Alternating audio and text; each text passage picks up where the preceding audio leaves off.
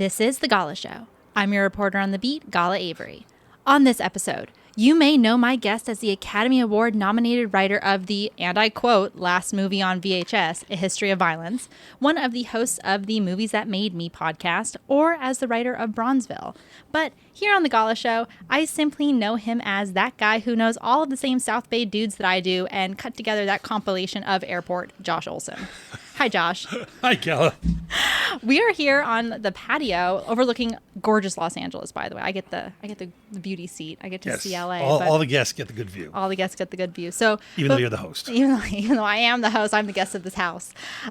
Before we bring up the topic for today, I have a question for you. Sure. You were a customer at Video Archives, one of the OG customers. What was it like going there? Because I never did. Yeah, no, it was great because I had just moved here. I had a place in Santa Monica for a month. I was working on Masters of the Universe, where I was a production assistant, and I desperately needed a place to live. And somebody was like, do you know where Manhattan Beach is? I'm like, I have no idea. He's like, well, because back then it was literally drug addicts and drug dealers and hostesses. Manhattan Beach? Yeah. Oh, no, Manhattan Beach was Hermosa, always kind of like Hermosa was. Yeah. Yeah, Manhattan Beach was kind of what it is today, I guess, only a little more. It was like all like lawyers and cocaine. Okay, so it's still Coke. Yeah. It's Coke is the consistent. And someone, I can't remember who, knew a guy who had a garage that he was renting out. So I'd go down and meet this guy, and I ended up living in a garage for a couple of years. And which is fine because I was working all the time.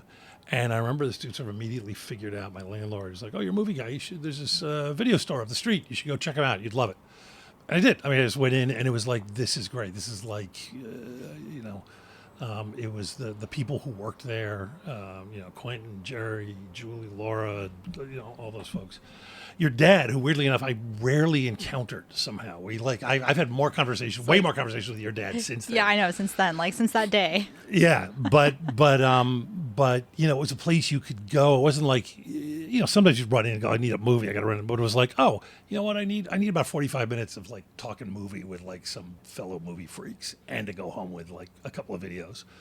And it was great. It was a great place. I remember, an early conversation with Quentin where like I think he'd done a display of Harvey Keitel because he was like one of his favorite unsung actors, which at the time people don't get. That's crazy that Harvey Keitel would be an unsung actor. It was just sort of like people he doesn't get the respect he deserves or something. Yeah. And I remember being like, oh yeah, my man. Fuck yeah, Harvey Keitel. Yeah. And it was just great kind of running into people who were into that stuff. And I know through them I got kind of turned on, sort of aware of this stuff. I knew of Jackie Chan and so forth. I know I got kind of turned on to John Woo by them. It's definitely Quentin, for sure. Yeah, from that, and which is amazing. And then, back, and again, these are all people are like, oh, big deal. You're like, no, man, if you're sitting there going, no big deal, you had no idea who John Woo was back then, if you were even around. This was obscure stuff. I think also like the best way that Quentin and my dad described it to me is that like you really didn't, and also Eli did a really good description of this, is like that things would be mistitled. You wouldn't know exactly what was what, who made who, and you'd have to go to the video store and just like really discover specifically all this Asian cinema because there was no internet. You couldn't just like Google absolutely. it. And then you get into it and you end up driving downtown to like, Chinatown or whatever, to video stores and renting these things where, I mean, these are VHS pan and scan where there are 5 different languages of subtitles going up, down, and along the side, and you can barely see what's happening, but it's still amazing, Yeah. It's, That's awesome. But it was great. I love that place. They moved. I ended up moving to Hermosa Beach, so I still went there, and then they moved down the street. This is long after Quentin and Roger left, but they moved just down the street from me at Hermosa, next to a water ice place, which if you're from Philly, you know what that is. And I would go biking on the beach like every day, and I'd stop for water ice and go hang out at Video Archives and And just shoot the shit with the gang there. Yeah, it was a great place, and we have lost. Not everyone was fortunate to have Video Archives, but it was not unique insofar as obviously. Cream of the crop, but there were a lot of places like that around the country, and it's such a loss. I have to give a quick gone. shout out though to some Los Angeles stores like Be Kind Video that are kind of bringing back these video stores. Yes, it's great. I love these stores, and I love that you can just walk in and you can. They don't rent tapes out, but you can rent DVDs, which is kind of great. Yeah. But you can go in and get movie recommendations. So it's my small little bite of Video Archives in the modern world. So. They also were up on the, you're going to edit this, right? If I tell you something that you might want to edit. Sure, I'll edit it. Wink, I think wink. it's fine. They were up on the scams. There was a time, because there was a warehouse opened up the street from them. I think, they would Target. Everyone's like all nostalgic about warehouse, or not warehouse, a Blockbuster. And but Blockbuster would target a store. They'd see Video Archives doing this great business. They go, "Oh, we'll open up the street for them." Oh, yeah, and they we'll open like nuke right them across the street, basically. up the same side of the block. Yeah. And we'll blow them out of the water. Ha ha ha! And they didn't. But I remember one of the guys who worked at Video Archives telling me that when they came out with Terminator 2 on Laserdisc, there were two versions. One was just the basic version, and then one was this like big leather box with steel embossed thing that came with all this extras. And they were priced the same accidentally. Oh. And then they told me that, where was the other place? There was some other like Tower Video or some other like big chain where you could return stuff without a receipt.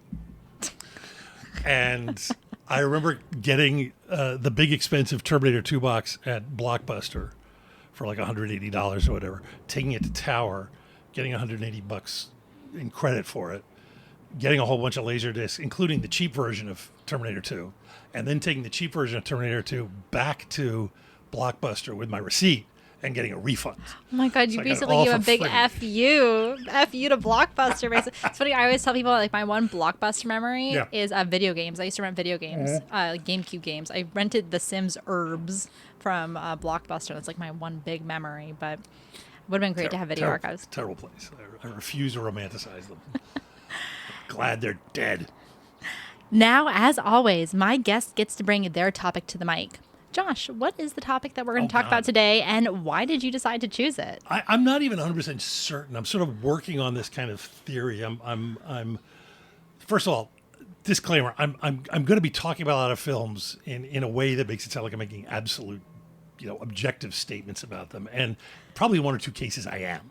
But for the most part, it's like, yeah, I get it. This is my taste, man. And I'm also, it's weird because I'm getting to a point in life where, like, I don't want to destroy your joy, Yeah. If you love a movie that I think, but unless it's a movie I think that is genuinely doing bad in the world, and I think those exist.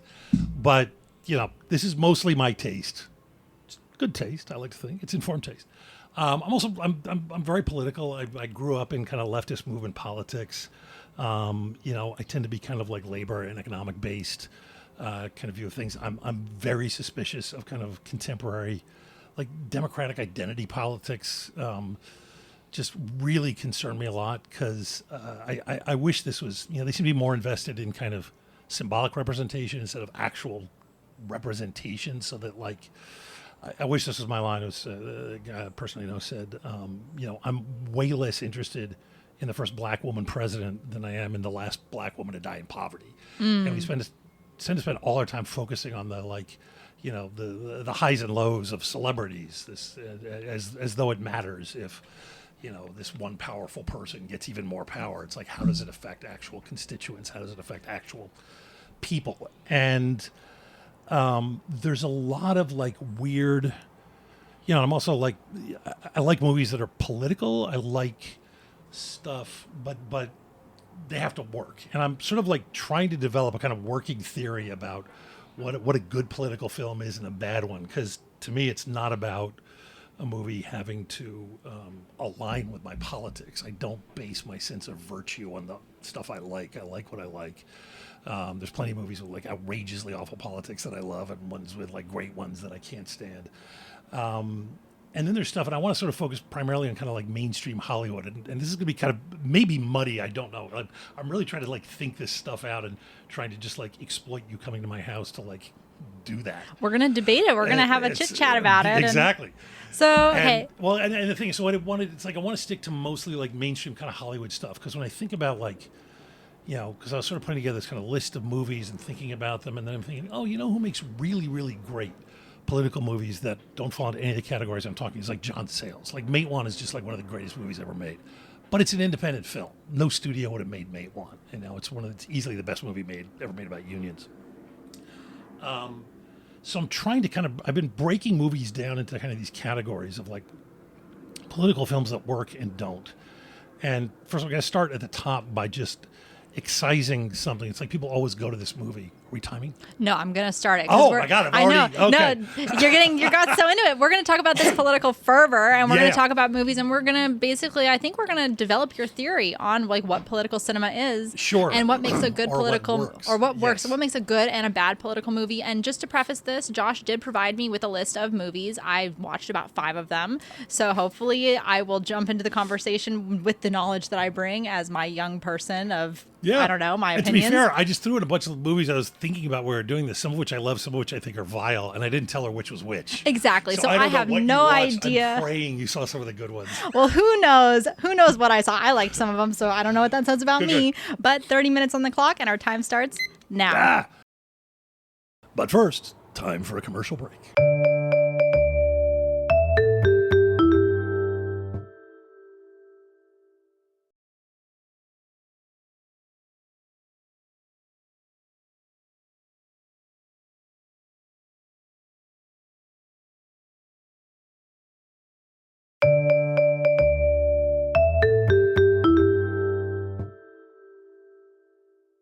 And we're back. But I say off the top, we got to excise, like, people love it. It's a great film. All the President's Men is so not a political movie. It's ridiculous. I mean, it's an investigation film.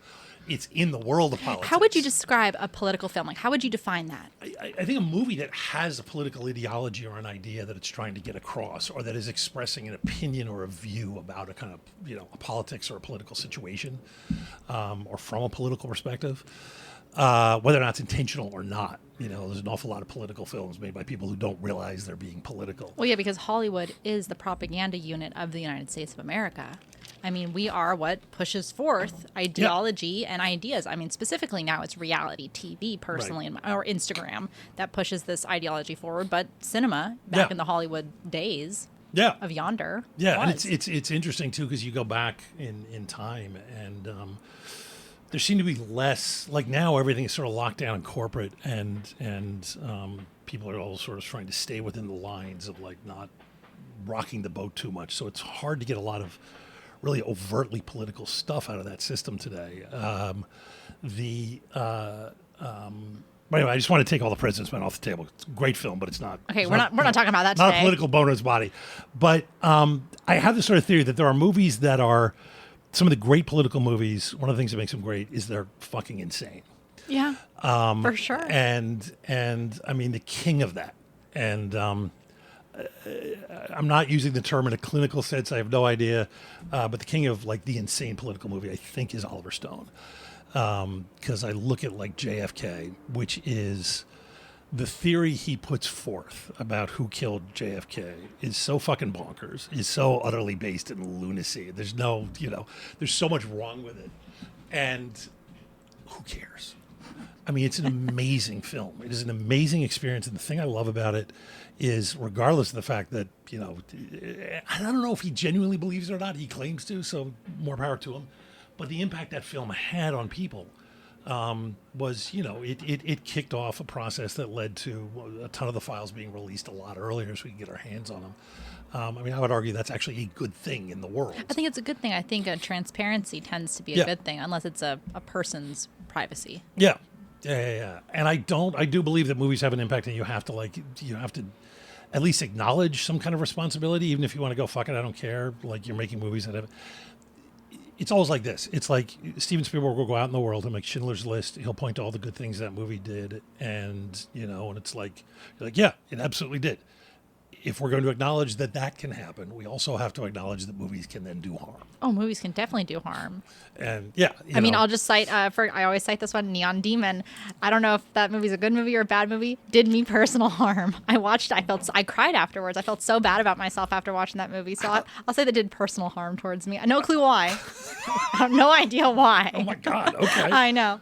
But yeah, movies can do harm. Yeah. So. Yeah, no, I think so. But JFK, you think JFK did more good than... No, surely, yeah, because it opened that subject up again, and it's a real thing. It's, I'm not someone, I don't purport to know, but it's so clear that there are aspects of that story that have been kept from us. Well, yeah. I mean, the theory that makes the most sense to me is that there were all these disparate groups who wanted him dead, and they all, to some degree or another, assumed that some other part of their faction had done it and proceeded to cover it up, even if they weren't. Oh, but I mean, if you ever get a chance to go there, it's incredible to Dealey Plaza, because it's an amazing thing. It looks exactly the way it did then. Wow. You can stand right on the X, and you're standing at the X, and you look over, and you're like you don't have to have military training. I don't to go that. Well, if I were going to shoot the guy and kill him the way that it was done, I would probably be standing. What is? Oh, there's a grassy knoll over there, and there's other than that, there's this window back here that you can't even get a view of the freaking car from the window that he was supposedly shot from. It all it would just be nice to admit that there's a possibility that we've been lied to. Yeah. And I think he did a lot about opening people's eyes up to that. I think it's a great film. And it's crazy in the best way. My God, just the editing alone is so. Well, I think Oliver Stone is like known for his craziness. Yeah. And it's fun. That's what makes a movie fun, though. I like it crazy. There were a few on that list that I watched that were definitely crazy. Yeah, oh, for sure. Well, I definitely at some point I just want to hear the ones or we'll step on them. But and then there's stuff like. And this is going back a bit, and it's not. Is it crazy? I don't know, like Manchurian Candidate. Which, I love Manchurian the original Candidate. one. Yeah, the original. It's so good. Yeah. Oh my God, that movie is amazing. It's an incredible film, and it sort of posits in an interesting way that at the time in the early '60s, that the kind of far right in America was kind of in collusion in the film. It's literal, but they're sort of suggesting maybe even just metaphorical with the worst sort of forces of communist oppression in the world, if you will. And it's such a delightful, paranoid, bonkers vision that and so beautifully directed. Would you think that like a movie like Doctor Strangelove is technically a political film? 100%. Yeah, that's on my list. I was going to say maybe that's my favorite political film then, because that's like my favorite. Well, that's sort of in the realm. It's not just kind of crazy. It's really angry, which I think is another thing that can make political films great if they're well made. I mean, Doctor Strangelove is like, how else are you going to react to the fact that there are people running around engaged in processes in which they think it's reasonable to threaten to kill all of us for their stupid political gains. And also, I love that Kubrick is always talking about systems that fail. And so he's talking about how like the political industrial complex and like the military is failing. But then also, I just like love that he's talking about the pineal gland and like the drinking clean water, like because I'm obsessed with that. So when I saw that movie as an adult, I was like, really? So purity of essence is your thing? Yeah, purity of I'm literally him. Like literally, I was like, oh my God, that's me. Because I'm obsessed with the pineal gland. I don't use fluoride. I'm like really specific because I don't want to calcify my pineal gland. So Kubrick was onto something. That's all I can say. You realize that character's insane, right? Yeah, maybe I am too. That's the fun of it. We're in Holly Weird right now. So. Yeah. No, but I think it's the best way. And I guess other people have done it, and satire has always sort of gone to the dark place. I mean, Jonathan Swift suggesting that the Irish eat their children is not, is way before Dr. Strangelove. But that kind of thing, that just sort of taking just sheer comic joy in the horror of it all is such a powerful way of dealing with stuff. Mm-hmm. I mean, I remember, I made the mistake back in the day of saying this in some wrong rooms. People got very upset, but, I still think like it is sad that we never got the great AIDS comedy that we deserve. I mean, there's still time. There is still time. You can pick up your pen. But I mean, talk about, a thing where like just this thing is just ripping through a community that is so dispossessed that like even the sitting president, Ronald Reagan, and his team are just like laughing about the fact that it's just killing an entire generation of gay men. I'm like, there's only one way I feel like to deal with that in art to get across, and that is like Dr. Strangelove. Well, because comedy allows you to laugh at things that like you otherwise like are that plaguing society, and also you can't look at it, and it allows you to discuss them because you're laughing at them. Yeah. I mean, Dr. Strangelove ends with the end of the world, and it's fucking hilarious. It ends, well, no, it ends with the end of the world, but the beginning of a beautiful society of women that have to copulate with men under the ground. Exactly. It's what every man wants in the end. That's right. Oh my God, that speech is so amazing. But I love that. I love the craziness because it's like the only way to kind of deal with politics is intrinsically madness anyway. It's like we put these people who are, for the most part, sociopathic, self-obsessed maniacs in charge of things. And then sort of, we graft these kind of like movie star personas onto them that are just who they play on TV. And I don't care which side you're coming from. I hate to break it to you. That's almost all of them. And then we start expecting, we start talking about them like we know them, and we start expecting them to do things, and we start judging them in the context of like, some kind of morality that they mostly don't have, And so to deal with politics, you have to deal with kind of insanity. I mean, I don't know, is this movie insane? It's about a guy who goes insane. I love Bulworth, Warren Beatty's Bulworth. I think it's such a ballsy move. He goes out and does stuff fully knowing that he could completely alienate a lot of the audience, not because of the political nature of it, but just because, what is it, a 60 at that point year old Warren Beatty rapping badly too, by the way, badly is going to be off-putting to some people. But it's an amazing movie, and it really is. It's nuts and it's angry because it's a guy who, I mean, Beatty knows politics. He lives in politics. He knows politicians, and it's a guy just looking at it from the inside and going, "This is insane how the system works." And it's like the only way to acknowledge that is to do something insane.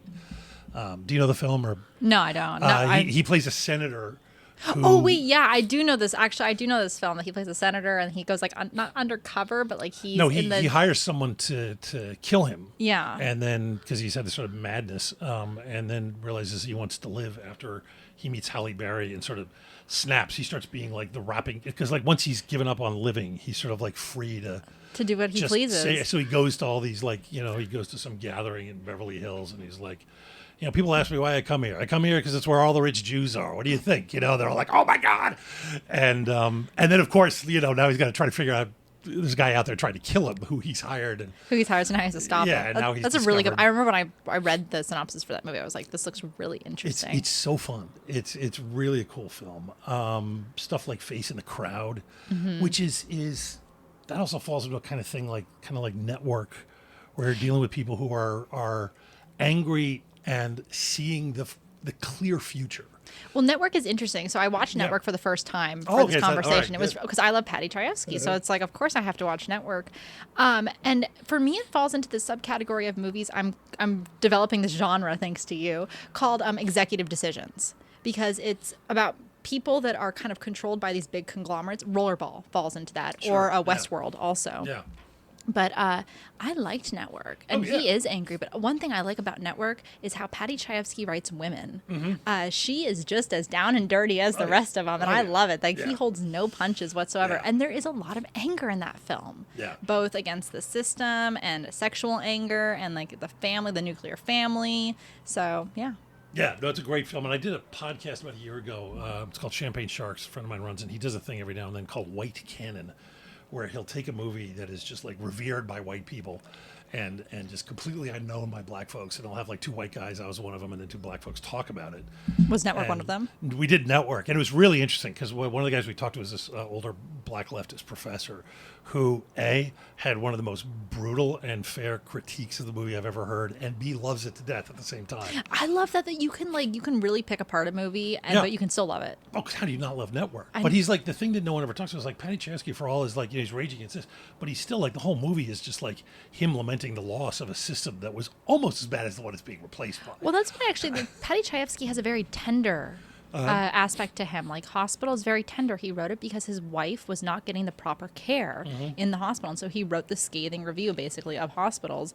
And like Altered States, very like love is the answer ending. I personally find him very tender. Yeah, so he's I don't disagree. Nostalgic also. But there is a nostalgia there, and sometimes that nostalgia coming from an older white guy at a time when can have those twinges of like a little bit reactionary there. But it's like, who gives a shit? It's a great movie. You know, I'm not sitting there looking to and his critique, not his critique, his prediction of what's coming. Like Face in the Crowd, do you know that? Face in the Crowd, is Face in the Crowd the one that ends with like the elevator in the tall building? Is there an elevator? I can't remember. So tell me what Face in the Crowd is. Face in the Crowd is Andy Griffith as this kind of like... he's like a blues guy, and he's like in prison. Bluegrass kind of dude, initially. And it ends, there's this crazy elevator sequence at the end. There like could where be. I think she goes up like in an elevator. I don't know. Oh, to his penthouse. Yes, to his penthouse. Sure. That, yes. He ends up basically sort of predicting sort of the rise of people like Rush Limbaugh and all that as he becomes this like populist maniac. Isn't that weird? The one thing I remember is like her. We all remember something else. The problem with that is like what happens is he gets overheard. You know, he's talking on mic about like how much he hates his audience or something like that, and it's like, oh, he's over, and like we all live in a world now where you're like, that wouldn't happen. Yeah, that's another sad thing about some of these older films. The end of 3 Days of the Condor, where Robert Redford is facing off his CIA chief, and he's got this information. The guy's like, "What are you going to do?" And he looks, and there's the New York Times, and the implication is he's going to take the story to the New York Times and blow it wide open. And you're like, today, I'd be like, go ahead, who cares? Nobody I think cares. today it's also because news moves so fast that people Yeah, are but it's just also like, they these wanna so many of these consume. institutions are so compromised now, which is something I want to sort of talk about. Kind of this weird thing on, I don't know, call it the left, if you will, but the center, kind of the Democratic center, where their response to weird and terrifying political events of the present is to make movies about the past. So you get, and I think probably the best of these, but it still falls into it, is Clooney's Good Night and Good Luck. Yeah, that one I was kind of bored by, to be I mean, honest. it's like there's good performances, but it was made, it was about theoretically sort of in response to Bush, and it's like, yeah, here's this thing that happened. It's like, yeah, we used to be able to deal with this stuff better. The Post is the one that kind of made me crazy. That one, I saw it when it first came out. I did not like it. I did not rewatch it. Well, it's weird because it's like Spielberg kind of looking at Trump and going, "Oh my God, this is terrifying," and he's attacking the media, and we need to remind people like that these institutions are, and you go back and it's like, yeah, the New York Times did some stuff 50 years ago that was pretty good, but they're as complicit as anybody in Trump, and they're horribly racist, and they helped sell us the Iraq War. So like going back and showing us, or the Washington Post too, that this place at one point, stood for something doesn't actually reinforce my faith in the institution. Well, why do you think that they're making political movies about the past? Do you think Because it's they're afraid because to address reality. I Yeah. think it's because it's safer. Well, because I think typically, like, when people are afraid to address reality or the current now, it usually falls into science fiction and horror movies. That's usually where you start seeing the themes. Like, but I feel like we're not really doing that either. Yeah, no, it's a good point. It's like the best way very often to deal with what's happening right now is look, and we've done it in very heavy-handed ways, but, I mean, one of my all-time favorite go-to Star Trek episodes. Oh, is yeah. the one where they take on racism by let's having the talk planet Star where Trek. people are, Let's talk people Star are Trek. black on one side and white on the other, and they hate the people who are white on one side and black on the other. And Well- you're like, heavy-handed, but you could do that. You couldn't make that episode about the world today Yeah, in Star Trek 1966. They have some really, really great episodes. Like one of the ones that sprung to mind when you were talking about like the racism is there's the episode in TNG where it's a eugenics planet, Yeah. and they come and they meet Geordi. And he's blind. And so it's like, and she kind of falls in love with him. And then she realizes, like, well, I would never have met him, like, if he was on our planet, because he would never have been born. And it's just, like, a really excellent way to, like, expose these things. I love Star Trek. Star Trek is, like, the pinnacle of writing for me. One of the other movies that I saw that is kind of like a newer movie and talking about a newer thing is, was it Standoff at Sparrow Creek? Is that what it's called? What, did I point you towards that? Yeah, you did. Yeah, and a well, friend of mine, Walker, like I want really to get loves that that in a movie. minute because I want to talk about like right wing movies that are great. But yeah, just sort of finishing on the past thing. It's just this weird thing, and it just feels so toothless when they kind of establishment Democrat filmmakers try to like comment on the present by talking about the past, and I just can't ever miss an opportunity to bag on Aaron Sorkin. One of the worst of all time was Trial of Chicago 7, which I don't know if I did not watch because also it's a Netflix movie, and I don't have Netflix. Oh, okay.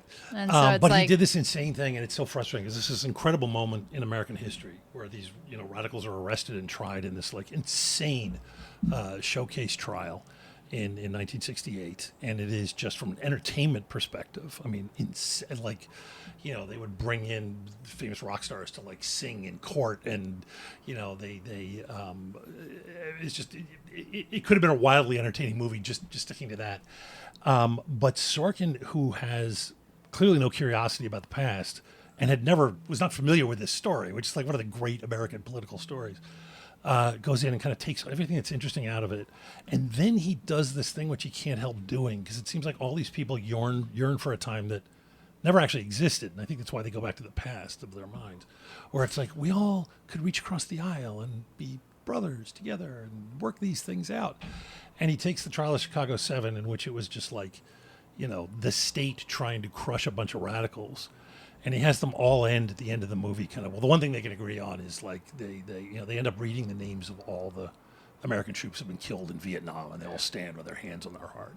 And what actually happened is Jerry Rubin and Abby Hoffman came in and started reading the names of all the troops, including Vietnamese, who had been killed during the war in the middle of the trial, and the prosecution and the judge shut them down because they didn't want to have that bullshit in here.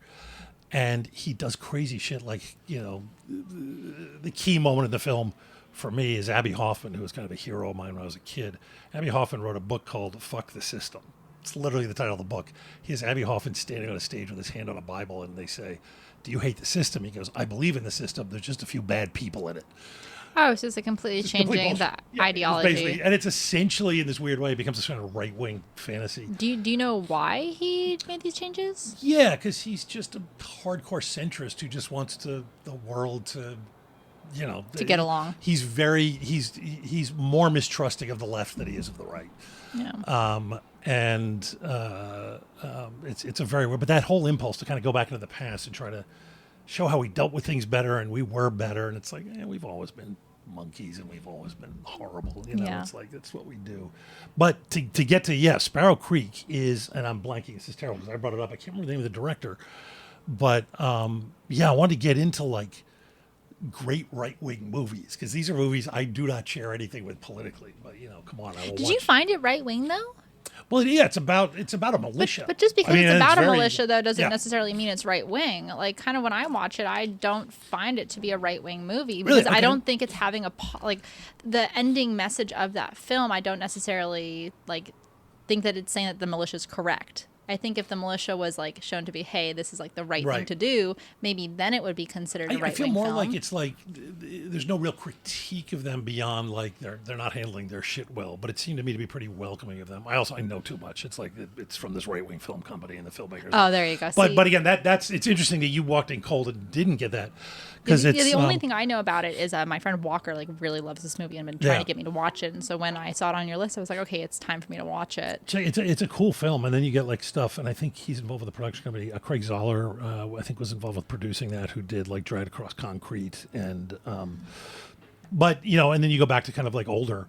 My God, Dirty Harry is one of the greatest movies ever made. I saw Dirty Harry for the first time. Seriously? This is off of this. Yeah. Off of this? Off of this. Yeah. Let's go. I wish let's just talk about Dirty Harry. Dirty Harry, I think, is one of the greatest movies ever made. Of course it is. It's amazing. Yeah. And I didn't understand what it was, to be honest. I thought it was a Western. Just because I don't try to read descriptions of things. And I know with Clint you. Eastwood. I like Walking in Cold, right? I know Clint Eastwood is a Western guy. So when I found out it was a cop movie, I was really pumped, and also why is he called Dirty Harry? Is it because he's a peeping? I think he's a peeping Tom. I think that's why. So I love it. No, I loved the movie, and I also it has everything in a movie I like. Yeah. I made a list afterwards. I was like, it has a dirty cop that really wants to do good, but he's doing dirty. It has he'll hit anyone. He'll attack anyone. He's like James Bond in that way. There's a Star Trek actor. The guy that plays Elam Garrick is the villain. Oh yeah, what do you think? Oh my God, yeah. I love that, because to the rest of the world, it's the guy who plays Garrick is fucking smart. Yeah, exactly. And he's to me, the most terrifying. To me, I was like, guy. Who is that? Oh my God, it's Garrick. I was so excited. But it has everything I love in a movie, and I love that they repeat that initial monologue and they repeat it at the end. And the same outcome happens. Any other movie would have. I know what you're thinking. Did he fire 6 shots or only 5? Well, being as this 44 Magnum, the most powerful handgun in the world, will blow your head clean off. You got to ask yourself, do I feel lucky? I'm a heterosexual male of a certain age. We all know how to do that. That was on command. That was awesome. That and Conan, What is Best in World. So do you think that Dirty Harry's a right-wing film? Yeah, it got hammered for that too, and it kind of is. It's kind of fascistic because he's this cop who's just solving everything by shooting people and I got your Miranda right here, all this kind of. But he gets called out. He gets called out though about it. Hey, we can't go to trial because of all this stuff that you did. It is a critique of him. Sure, yeah, but it's they're assholes. They are. They are. Exactly. And because there's a girl in a box. Yeah. And we got to go save her. And what are you talking about? I tried to save the girl. Yeah. And it didn't work. I'm all broken up, or I'm all busted up about that man's rights. But he does things that are so. There's stuff like the scene that always boggles my mind because it is shot. And I think what's interesting is. There's also, I think, kind of a struggle in the film of perspectives. I don't know that Don Siegel was quite as, conservative as people make him out, or and Clint certainly is, but the scene when he goes out and he shoots him in the football field and then he's stepping on his leg. Oh, it's so badass. They have created a scenario whereby you are watching a police officer physically torture a guy, and you are so emotionally invested in what's going on that you're just like, step harder, That's man. the best part. But the thing is, for me, it's like at that moment, I don't see Clint Eastwood as a police officer. I see him as a vigilante. So right, it's like that's what I was like. Neither police officers are running out shooting people. They just think they're the good guys, but not all police officers. Like his partner doesn't want anything to do with it. Really, like he's like standoffish. Yeah, and people point out, and they're right. That, like at the end of the movie, he throws away his badge because he understands that he's sort of done the wrong thing. But it did get kind of hailed as a right wing film or attacked. I think Pauline Kael, she don't want to call it like a fascist work of art, and I wouldn't go that far. But I do. I think it's a little. It feels like kind of in the same way that. On the Waterfront is an amazing film that is all about justifying a terrible thing that the filmmaker did. This is about putting you in a scenario whereby the worst things that the cops are actually guilty of doing all the time are presented to you in a way in which you're cheering them. It's so funny. Kind of it's so funny though. Like, is that the general consensus that he throws away his badge because he thinks he's done the wrong thing? Or is no, I'm just saying, but it's like when people come at it a little hard, I'm like, you do understand that he like throws away because he realizes he can't be a cop anymore. Well, yeah, because like the way I saw it when he throws away his badge, it's because the police force doesn't actually stand for justice. And so for me, I don't find that to be right wing. I find that to be like the police force should stand for justice. Oh, no, and I don't. I'm saying at the end, served. it's like whatever it is, his reason for throwing it away at least indicates that he understands it doesn't fit in that system. Like he does not fit in the system. But it is like a classic. Oh, I mean, so it really is. The term didn't exist for 20 years after or 30 years after, but it's like propaganda. It's like you're purely inside him. Oh, I love it. I love it to death. I think propaganda might be one of my new favorite genres. It's a great genre, and I have no problem. I know people are like, I won't see that. I'm like, dude, it's like I don't believe in vampires either. I like a good vampire movie. Like I can easily go. I can go watch Twilight? You're gonna go watch Twilight? Yeah, cops stink. But yeah, exactly. But it's I saw it. I think the last time I saw it in a theater, Edgar Wright had programmed it at the New Beverly, and most of the audience hadn't seen it.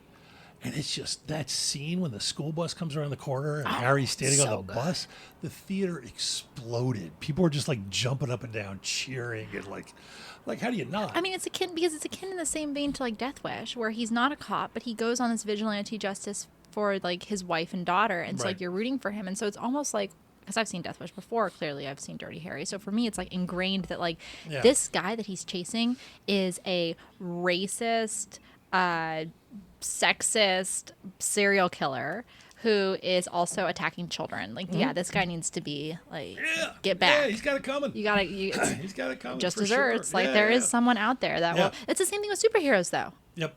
Every superhero is technically like Batman and Spider-Man. They're all doing like what Dirty Harry's doing. They just don't have a badge. I mean, I'm kind of with Alan Moore. I'm a huge comic fan. Alan Moore is just like superheroes are intrinsically fascist. I'm like, of course they are, but they're fun. Yeah. And of course, it's worth. You should now see Magnum Force then, which I like almost as much. I want to as see the Dirty whole Harry. series. There's like 5 of them. They go downhill after the first 2, but Magnum Force is great because it's almost an answer to some of the critics because it's about a bunch of cops, and I won't spoil it for you, but there's a sort of team of cops, and it's like young Robert Urich and young David Soul. All these guys are going to be big stars who worship Dirty Harry but don't quite get him. Yeah. He's inexplicably back of the force. There's no, but whatever. And then he's got to take them on. And it's great. I love it. It's got one of my favorite Harry lines of all time, which is a man's got to know his limitations. But yeah, it's worth seeing back to back. You'll enjoy it. But then how about something like Red Dawn, which is just like openly. Well, that's John Milius, insane. right? Yeah. Okay, well then there's no. I feel like there's no arguing. Like it's John Milius. Yeah. John Milius is like. I love him. I know him. I love him. I think he's great. I think he's one of the best writers out there. He's an amazing writer. He is also like a total NRA. Like there's something about it, the way he does it, that's just kind of weirdly charming. I had a job. I used to do crew, and I was working on this movie Warlock in the '80s with Julian Sands, and I had an office at a lot that Milius had worked on something previously. So I was in Milius's old office. And his Soldier of Fortune magazines would come to my office. And I wish I still had them. Because That's having a copy of amazing. Soldier of Fortune with John Milius' name on it would No, be. and but also like John, what I love about him is like he really knows his stuff, and so Yeah. that's why I feel like his movies work, because one, he really knows his stuff. Like he's really an expert on all these firearms, and like he knows everything about war. Like he is just a genius. But let's be fair. Red Dawn has the Russians and whoever they're using as their proxy, I can't remember, invading the United States from the middle, which is still one of the... I mean, That's awesome, The movie's though. so dumb, and it's so fun, and it's so crazy right-wing paranoid. You're like, who gives a shit? It's just like, it's entertaining. Yeah. You know, it's not boring. Are we there? I feel like we're... Oh, Oh, I thought you were... And so that's the thing I love. It's like, just go for it. Don't be tepid. I don't mind, you know, it's like I'm not sitting there like judging the politics of a movie. I don't judge the politics of a movie unless you're giving me nothing else to judge, I guess is it. Yeah. I'm sitting there watching Chicago 7 and I just want to like pound Aaron Sorkin in the head because you're giving me nothing entertaining. But also, Chicago 7 is about a real trial that did occur, and it's not showing the real things that happened in Right. the trial. So maybe is that your issue partially with the No, film? because again, JFK, it's like complete Yeah. horseshit. I have no problem Well, like with Winter that. Kills is a really good example. Winter Something Kills, love JFK. the movie, I've yeah. seen Winter Kills like 3 or 4 times this year so Fantastic. far. I love that movie, and it's really excellent because it's like a proxy of JFK and like what could have happened for this whole thing. And obviously, it's not true, Yeah. but it's really fun. But like, there is a political agenda there, I guess, because it Yeah. is tied to JFK. Yeah. And he's trying to say something about kind of like corporate America and greed and power. And I have a friend who's directing a movie with Jeff Bridges right now who had never seen it, and I just made him watch it. And he's like, "Holy shit, this movie's insane! I love it." Yeah, I love that. I mean, movie. it's great. It's bonkers. But yeah, if you're gonna mangle truth, be fun about it, I guess is my thing. Like, oh God, it's so sad. I mean, this is me. I seek these things out. I don't know if you remember, there's a movie called My Son Hunter that just came out that Robert Davi, the actor, directed. And I Oh. had very low expectations, but there's that party that's hoping, because he's like this complete right-wing. Oh, can I finish? Yeah, you can finish your sentence. Yeah. He's this complete right-wing Looney Tune. And he's I made a love movie about Robert Hunter Davi. Biden. Yeah, he's great. But he's made this movie about Hunter Biden and all the stuff there, and I'm like, it could have been so bonkers and so fun, and it's so boring. Like, they didn't have a lot of money. I get that. I don't mind that. It just, instead of like doing anything with it, it just becomes a recitation of all their weird, you know, some of which are very true, some of which are clearly insane allegations against him. And they just sort of basically list them all in the form of a movie. And you're like, this could have been so much fun. This could have been insane. I would have been so happy to watch a movie about like Hunter Biden running around like snorting coke, His off of laptop hookers' and asses like, you know, I'm not going to espouse what I've yeah, read. Yeah, Our time is up. it is. Josh, is there any final thought that you'd like to leave the audience with? Oh God, no! I too many. Finally, we barely touched on this, but just be careful of like tying your sense of your virtue or other people's virtue and the kind of art they enjoy, because you know it's not what you think. It's like good stuff is good stuff, and you might not be able to separate one thing from the other, but some people can, and it's like, you know, I Yeah, can sit art in- from artists or politics from. Exactly. Yeah. It's like there's so many. It's like, yeah, oh my God, if you're going to stop enjoying films because they were made by assholes and monsters, people, I have bad news for you. We haven't even begun to scratch the surface of how awful most filmmakers or writers or painters Or anyone, singers, or it's like- doctors or lawyers, doctors, etc., yeah, etc. It's like, stop already. You're not going to hell because you like the Roman Polanski film. Sorry, you're not. Unless it's his last one, which I've seen clips from. And have you seen this? I have not seen it yet. No. Yeah, just Roman. If you see the words Roman Polanski in comedy, just run. Oh, but I like Roman Polanski comedies like The Tenant. That's a comedy. I'm talking comedy. Well, I'll have to see and report back. But Yeah. thank you, Josh, for coming on to the show. If you'd like to keep up with him, you can check him out on Twitter at Joshua R. Olson or over on his podcast, The Movies That Made Me, Awesome. at Trailers from Hell. That's from hell. I'm Gala Avery, and this has been The Gala Show.